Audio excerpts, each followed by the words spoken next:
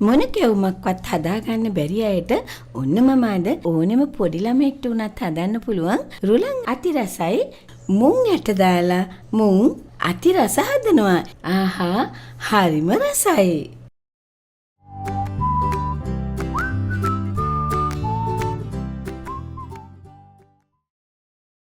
අයිබෝන් අපේ අම්මා YouTube channel එකට ඔබ ආදරෙන් පිළිගන්නවා. ඉස්සෙල්ලම අපි රුලන් අතිරස හදන හැටි බලමු.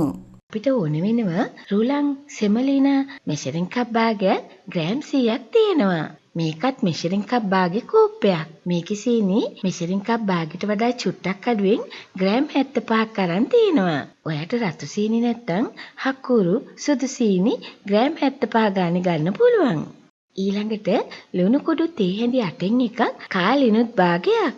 ඊළඟට ගාගත්තු පොල් මේ සැඳි 3ක් විතර. දැන් අපි මෙෂරින් කප් භාගයක් රුලන් ගන්නවා වගේම මෙෂරින් කප් භාගයක් වතුර ගන්නත් ඕනේ.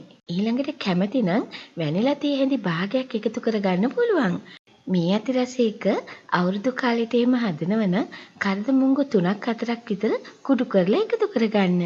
මේ දවස්වල කරදමුගු ගොඩාක් ගණන් ගිහිල්ලා. හුඟක් අයට කරදමුගු ගන්න අමාරු නිසා මං කරදමුගු දාන්න නැතුවම වැනිලා ටිකක් එකතු කරනවා. රෙසිපි එක ඩිස්ක්‍රිප්ෂන් බොක්ස් එකේ තියෙනවා බලලා ලියා ගන්න. ඉස්සෙල්ලම පොඩි බෝල් එකට පොල් ටික එකතු කරනවා. ඊට පස්සේ මේකටම ලුණු දාලා කලවම් කරනවා. දැන් සීනි ටිකක් දාලා කලවම් කරනවා. ඊළඟට අපේ රුලන් එකක් දාන ගමන් කලවම් කරනවා. දැන් හරි. දැන් අපේ වතුර කෝප භාගේ සාස් පානට දාගන්නවා. දාලා නටනකන් ඉඳලා වතුර එක නටනකොට අපේ මිශ්‍රණය වතුර එකට දාගන්නවා. දැන් ගින්දර මීඩියම් හීට් එකේ මධ්‍යම ප්‍රමාණය තියාගෙන හැන්දෙන් හොඳට කලවම් කරනවා. මේ හැන්ද හොදි බෙදෙන හැන්දක් නෙමේ. දැන් මේ වගේ කලවම් කර කර ඉන්නකොට රුලන් ටික තැම්බෙන්න පටන් ගන්නවා. විනාඩි 1මාරක් විතර කලවම් කරලා පීනෙන් වහලා ගින්දර බිඳුවටම අඩු කරලා විනාඩියක් තියෙනවා. දැන් ඔයා හදන්නේ නොන් ස්ටික් එකක නෙමෙයි නම් වාචනයේට පොල් තෙල් චුට්ටක් දාගන්න. නැත්තම් අඩිය හැලෙයි. විනාඩියකට පස්සේ ලිප ඕෆ් කරලා මේ විදියට හොඳට කලවම් කරනවා. දැන් අපේ වතුර ටික සේරම හිඳිලා. දැන් මේක අඩිය ඝනකම භාජනයක් නිසා පීනෙන් වහලා මේ විලාවේ පැත්තකට අරගෙන තව විනාඩියක් තියෙනවා. දැන් රස්නේ ගොඩාක් අඩු වුණාට පස්සේ වැනිලා ටිකක් දාලා හැන්දේ පිටපැත්තෙන් මෙන්න මේ විදියට හොඳට අනනවා.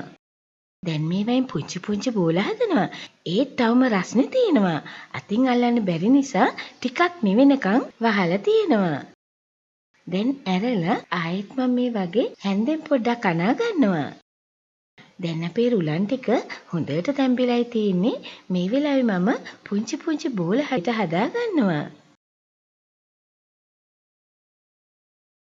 ඊට පස්සේ අතේ පොල් තෙල් ටික ටික දාලා මෙන්න මේ විදිහට පැතලි කර කර පැත්තකින් තියා ගන්නවා.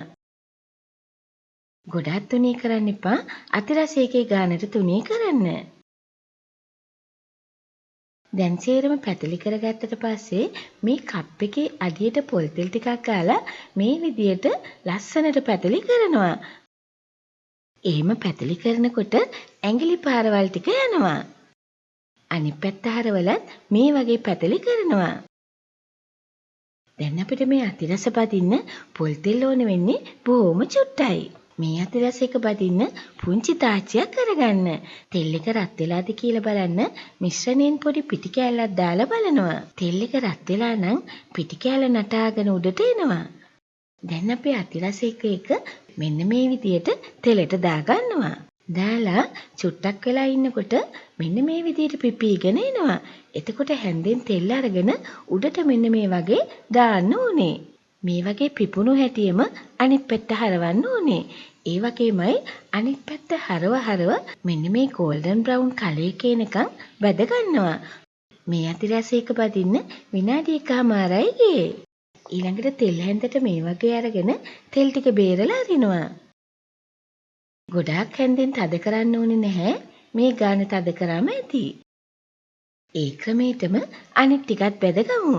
අපේ අම්මාගේ අලුත් නිර්මාණය හරි ලස්සනයි. අපේ අම්මා channel එකේ 20 ජූලි වෙනකොට වීඩියෝස් 1000කට වැඩි කරලා තියෙනවා. වීඩියෝ එක යට තියෙන අපේ අම්මගේ පින්තූරේ ක්ලික් කරොත් channel එකට ගිහිල්ලා ඒ වීඩියෝ බලා ගන්න පුළුවන්. සාමාන්‍යයෙන් අපි අතිරස බැද්දාම බැද්ද හැටි හයියට තියෙනවා. පහුවෙන්දට තමයි හොඳ මෙලෙකට තියෙන්නේ. මේකත් ඒ වගේ තමයි. පිම්බෙන චුට්ටක් පරක්කු වෙනවා නම් ටිකක් පිම්බුණු තැන හැන්දේ පිටපැත්තෙන් පොඩ්ඩක් ප්‍රෙස් කරන්න. එතකොට ටක් ගාලා පිම්බෙයි. බැදපු හැටි චුට්ටක් හයිය වගේ තියෙනවා. ඊළඟට ටිකක් වෙලා යනකොට සොෆ්ට් එකට එනවා. එච්චර තමයි. බලන්නකෝ කොයිතරම් ඉක්මනින් අපේ රුලන් අතිරස ටික හදාගත්තද කියලා. වැඩි වියදමක් නැතිව ලාභෙට හදාගන්න පුළුවන්. ඔයාට වැඩි ප්‍රමාණයක් ඕනේ නම් කෝප් එකකින් හදාගන්න. මේ පොල් තෙල් ටිකෙන් 25-30ක් විතර හදාගන්න පුළුවන්. දැන් මම මේ රස බලන්නේ පැය 3කට පස්සේ. හරිම මෙලෙක්. කිරිතේ එකක් එක්ක රුලන් අතිරස.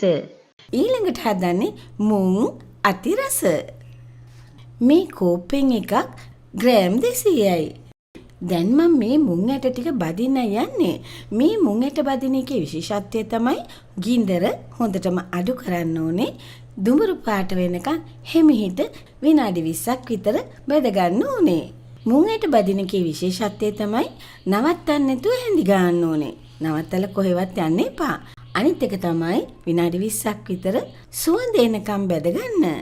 මුං ඇටේ මැද අමු වෙන්නේ නැතුව තියෙන්න ඕනේ. ඒ නිසා එක ඇටයක් අරගෙන පැත්තකට හැන්දෙන් මේ වගේ මන් තලලා බලනවා. ටකස් ගාලා කැඩෙනවා. එහෙනම් මුං ඇට ටික මේ වගේ පළවෙනි සැරේ දාලා අඹර ගත්තා. ඒක හලලා ඉතුරු ටික ආයෙත් අඹර ගන්නවා. ඔයාට ලොකු බ්ලෙන්ඩ් ජාර් එකක් නැත්නම් පොඩි එකක දෙසරට අඹර ගන්න. දෙසරයක් කොටලා හලාගත්තට පස්සේ මෙන්න මේ විදියට කෑලි ඉතුරු වෙනවා. කෑලි මේස හැඳි 3ක් විතර ඕනේ. මේ කප්පි ටික මට ඉස්සරහට අවශ්‍ය වෙනවා. කුඩු කරගත්ත මුං ඇට ටික මෙන්න මේ වගේ මෙෂරින් කප් එකකින් එකට පොඩ්ඩක් අඩුවෙන් තියෙනවා. ඊළඟට අපිට අවශ්‍යයි තෙත හාල් පිටි. තෙත හාල් පිටි මෙන්න මේ වගේ අතට අරන් පොඩි කරාම මෙන්න මේ විදියට කැටයක් වගේ හිටිනවා. හැබැයි කුඩු කරාම කැඩෙනවා. මේ තියෙන්නේ කඩේ තියෙන සුදු කැකුළු හාල් කියන පැකට් වල තියෙන ඒවා. මේ මාතට අරන් පොඩි කරාම ඒ වගේ ගුලියක් වගේ හිටින්නේ නැහැ. කඩේ පැකට් වල තියෙන වේලුණු සුදු කැකුළු හාල් පිටි ගන්න එපා. මේ සුදු කැකුළු හාල් ග්‍රෑම් 500ක් පැය 2ක් පෙඟෙව්වා. ඊළඟට වතුර පෙරලා මේ වගේ රෙද්දක් උඩ දාලා තෙත යන්න ඕමම තියෙනවා. හාල් පිටි කොටා ගන්න හැටි වෙනම වීඩියෝ එකක් තියෙනවා. ලින්ක් එක වීඩියෝ එක අවසානයේ යටයි දෙන්නම් බලලා කොටා ගන්න. මේ තියෙන්නේ අපි කොටලා හලාගත්තු අමු හාල් පිටි. මෙෂරින් කප් එකමාරයි ග්‍රෑම් 175යි. දැන් හාල් පිටියකට මුං ඇට පිටි අපි කොටාගත්තු ටික දාගන්නවා. මේ කහපාට කෝප්පේ මෙෂරින් කප් භාගයක්. මේකෙන් එකක් ග්‍රෑම් 90ක් පාන් පිටි දාගන්නවා. දැන් පැණි කෝප්පයයි කෝප භාගෙට ටිකක් අඩුවෙන් ඊළඟට වතුර කෝප භාගයකුයි දාලා කලවම් කරනවා. ගින්දර මධ්‍යම ප්‍රමාණය තියාගන්න. මේ ලී හැන්දට කියනවා ලී පත්ත කියලා. පැණි ටික ගොඩක් උණු කරන්න එපා. ඇඟිල්ලට අල්ලලා බැලුවම යන්තම් ඇලෙන ගතිය විතරක් තිබුණොත් ඇති. පෙන ආවට පස්සේ ලිප ඔෆ් කරන්න. ලිප ඔෆ් කරාට පස්සේ පැණි මේස හැන්දෙන් 4ක් අයින් කරගන්නවා. බැරි වෙලාවත් ඔයාගේ මුං කෑම මිශ්‍රණය වියලි ගතියක් ආවොත් ඒකට පස්සේ මේ පැණි එකතු කරගන්න පුළුවන්. මේ වෙලාවේ සූදුරු තේ හැන්දයි අර අපි මුං කප්පි මුං ඇට කෑලි වගේ ඉතුරු වෙච්ච ටිකයි ලුණු තේ හැඳි කාලක් විතර එකතු කරගන්නවා. දැන් ලිපේ ගින්දර හොඳටම අඩු කරන්න. දැන් මේ ටික ටික එකතු කරන්නේ බෙදපු මුං පිටි, අමු හාල් පිටි, අමු පාන් පිටි. දැන් මේ කියන දේවල් එහා මෙහා කරලා වෙනස් කරන්න යන්න එපා. ඔයාට වැරදෙන්න පුළුවන්. දැන් අපේ මිශ්‍රණය ගුලියක් වගේ ආවා. ගින්දර අඩුවීම තියාගන්න. දර ලිපක් නම් ගින්දර ටික දර කෑලි ටික එළියට ඇදලා ලිප උඩ තියන්න. දැන් වතුර මේස හැන්ද හැන්ද දාලා මේ වගේ පත් ගන්නවා. වතුර මේස හැන්දක් දාන්න හොඳට කලවම් කරන්න. පත් ගන්න. ඒ වගේ සැරෙන් සැරේ වතුර මේස හැන්දයි කලවම් කරන්න. වතුර මේස හැන්දයි ඒ විදිහට වතුර මේස හැන්දි 6ත් 8ත් අතර ප්‍රමාණයක් දාලා මෙන්න මේ ක්‍රමයට පත් ගන්න. වතුර දාලා කලවම් කරලා ඉවරුනාට පස්සේ පොල් තෙල් මේස හැන්දක් දාලා ආයෙත් පත් ගන්නවා. කලවම් කරනවා. වැදගත් දෙයක්. මම මේ හදන්නේ non stick භාජනයක නෙවෙයි, සාමාන්‍ය භාජනයක. ලිපෙන් පැත්තකට ගන්නවා. ඊට පස්සේ තව පොල් තෙල් මේස හැන්දක් දාලා පත් ගන්නවා. දැන් මේ වගේ පත් ගහනකොට ඔයාට තියෙන තාච්චියක් නම් තව කෙනෙක්ට කියන්න දෙපැත්තෙන් තද කරලා මේසෙට තද කරලා අල්ල ගන්න කියලා. ඒ වගේමයි ඇන දාපු පොල් කටු හැඳි පාවිච්චි කරන්න එපා හැන්ද කැඩෙයි. දැන් කලවම් කරලා ඉවරනාට පස්සේ විනාඩි 8කට පස්සේ මෙන්න මේ වගේ අත තිබ්බහම ඇලෙන්නේ නැතුව තියෙනවා. දැන් මිශ්‍රණය මේ විදියට එළියට අරන් මම කෙහෙල් කොලයක් උඩට දාගන්නවා. ඔයාට පුළුවන් ඇලෙන්නේ නැති non stick board එකක් උඩ දාගන්න. එහෙම නැත්නම් උලෑල්ලක තෙල් ටිකක් ගාලා එහෙම දාගන්නත් පුළුවන්.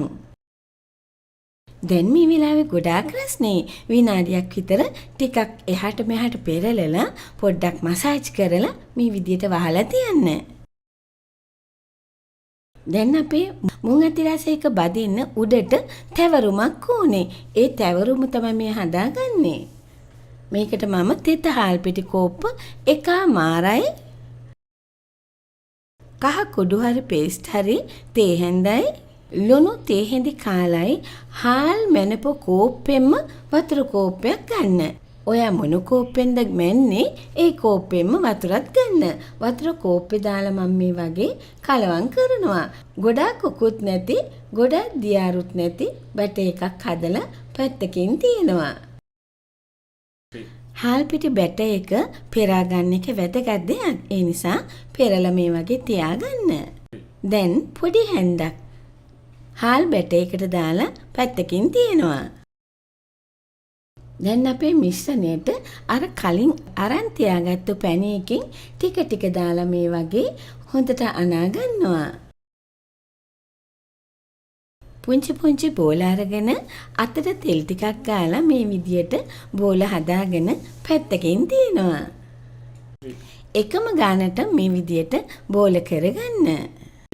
අපේ අම්මාගේ අතිරස වීඩියෝ එක බලලා අතිරස හදපු මගේ රටේ ආදරණීයයන් මේක නම් හොඳට දන්නවා. දැක්ක නේද? බෝල 35ක් හදාගත්තා. මුං අතිරස 35යි.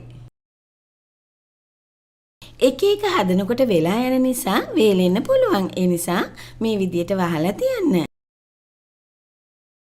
දැන් මම අත් දෙක සෝදගෙන එන්න යනවා. කෙහෙල් කොලේ උඩ එක බෝලයක් තියෙනවා. තෙල් ටිකක් ගන්නවා, පොඩ්ඩක් පැතලි කරනවා. ඊළඟට අනිත් පැත්තේ කොලෙන් වහලා මෙෂරින් කප් එකෙන් මෙන්න මේ විදියට උඩ යන්තම් පිරිමදිනවා. එතකොට ලස්සනට පැතලියට එනවා. ඒක පැත්තකින් තියෙනවා. මේ ක්‍රමයට ඔක්කොම හදා ගන්නවා. ඔයාට කේල් කොලේ නැත්තම් ගෙදරට ගෙනාපු පිටි පැකට් එහෙම නැත්තම් පොලිතින් කවරයක් හරි තියලා මේ විදියට හදා ගන්න.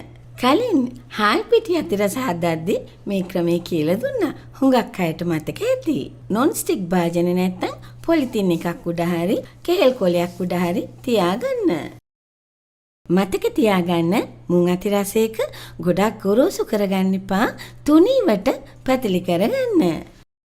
ඊළඟ වැදගත් කාරණාව තමයි මේ බැට එක බදින ගානේ කලවම් කරන්න ඕනේ. නැත්තම් හාල් පිටි යටට බහිනවා.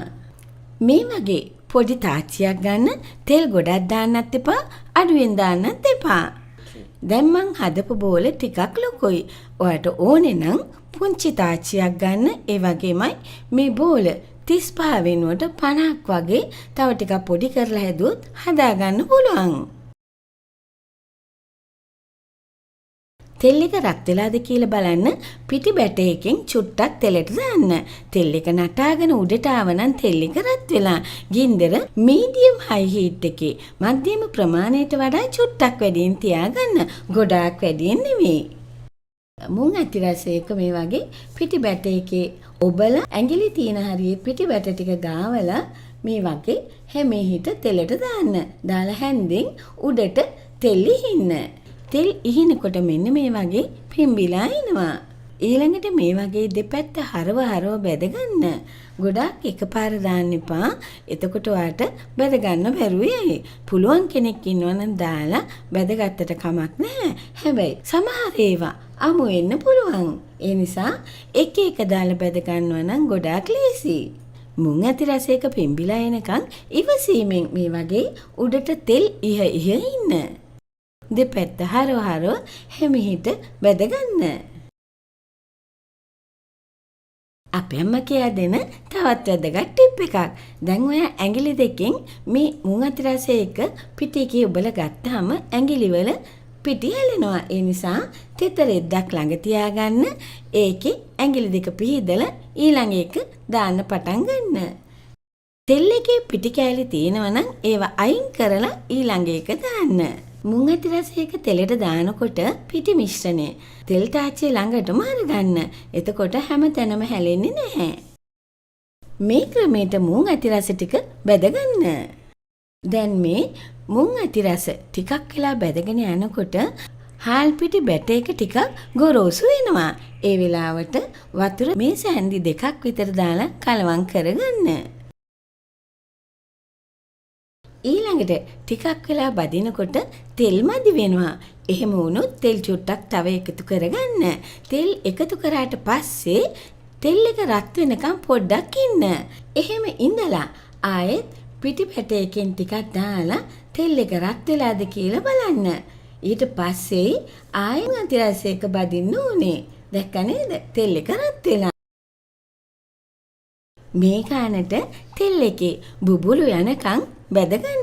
ඒ වගේමයි මුං අති රසයක කෙහෙල් කොලේ උඩ තියලා පැතලි කරනකොට හොඳට තුනීවට පැතලි කරගන්න.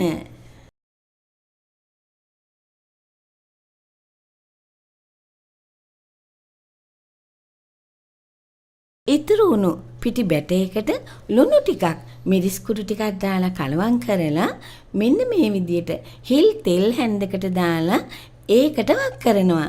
එතකොට තෙලේ මුරුක්කුවක් වගේ බැදිලා එනවා. මතක තියාගන්න ගින්දර වැඩියෙන් තියන්න. මේ තියෙන්නේ මුං අති රසයකේ ඉතුරු වුණු බැට මුරුක්කු. මේ දීපු මිශ්‍රණයෙන් බෝල 50ක් විතර වලට හදාගන්න පුළුවන්.